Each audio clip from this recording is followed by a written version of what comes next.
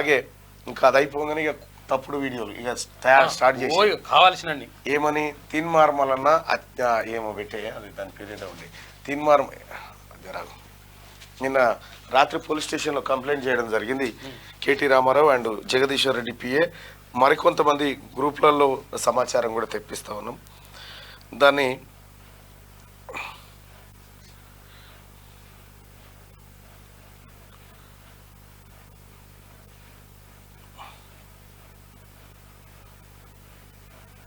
ఇగో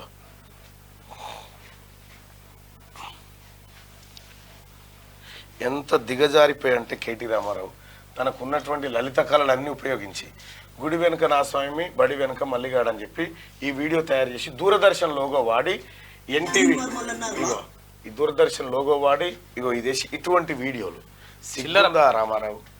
నీకేమన్నా సిగ్గుందా? నీకు అలవాటు ఇవన్నీ నీకు అలవాటు ఇవన్నీ నువ్వు చేసినావు కాబట్టి నీ లలిత కళలన్నీ మందికి వృత్తామంటే కుదరదు. ఖచ్చితంగా నీ మీద రాత్రి ఎఫ్ఐఆర్ చేయించినాం.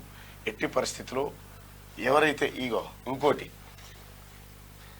ఇప్పుడు బీజేపీ రాష్ట్ర ఇగో 24 న్యూస్ అట అది ఎవరో హిందీది వాళ్ళ లోగోలు పెట్టి దూరదర్శన్ లోగో మార్ఫింగ్ చేసి ఆ తర్వాత ఆర్టీసీ లోగోలు మార్ఫింగ్ చేసి మీరు చెప్తా ఉంటారు కదా తీన్మార్మలన్న మార్ఫింగ్ చేస్తా. ఇక ఇది మీ బతుకు, బీఆర్ఎస్ నాయకుల బతుకు ఇది.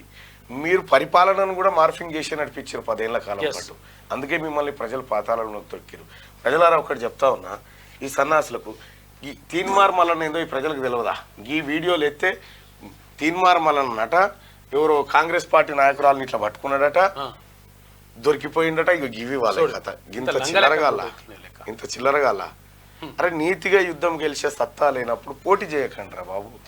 నీతిగా యుద్ధం గెలిచే సత్తా మీ దగ్గర లేనప్పుడు పోటీ చేయకండి.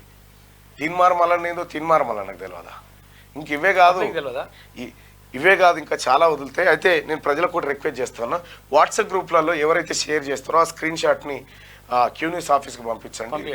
వాళ్ళ మీద అంటే ఎన్ని కేసులు అయినా సరే నమోదు చేయించడానికి మేము సిద్ధంగా ఉన్నాం. ఎందుకంటే ఒక తప్పుడు సమాచారాన్ని వాంటెడ్గా బీఆర్ఎస్ సోషల్ మీడియాలో చేస్తున్నటువంటి వాళ్ళపైన చర్యలు తీసుకోమని చెప్పి ఇప్పటికే గౌరవ ముఖ్యమంత్రి గారు ఆ తర్వాత సీరియస్గా ఉన్నారు ఈ అంశం పైన. అందుకోసమే నిన్న కేసులు కూడా నమోదు చేయడం జరిగింది. అక్కడ నేను ఇవి చేయాలంటే మీరు బతకను కూడా బతకరోసిగా, నేను ఈ పని చేయాలంటే మీరు బతుకుడు కాదుగా తలకాయ బయట పెట్టుకోలేరు. చిల్లర పనులు చేయాలంటే కానీ చిల్లర పనులు మేము చేయం. కేటీ రామారావు మారుతామే. ఎందుకంటే ఇప్పటికీ పార్టీని సర్వనాశనం చేసినాం. పార్టీని మొత్తం మీ బీఆర్ఎస్ పార్టీని సర్వనాశనం చేసి ఇంకా ఫకరు ఇంకా దాంతో బతుకుతూ ఉన్నాం.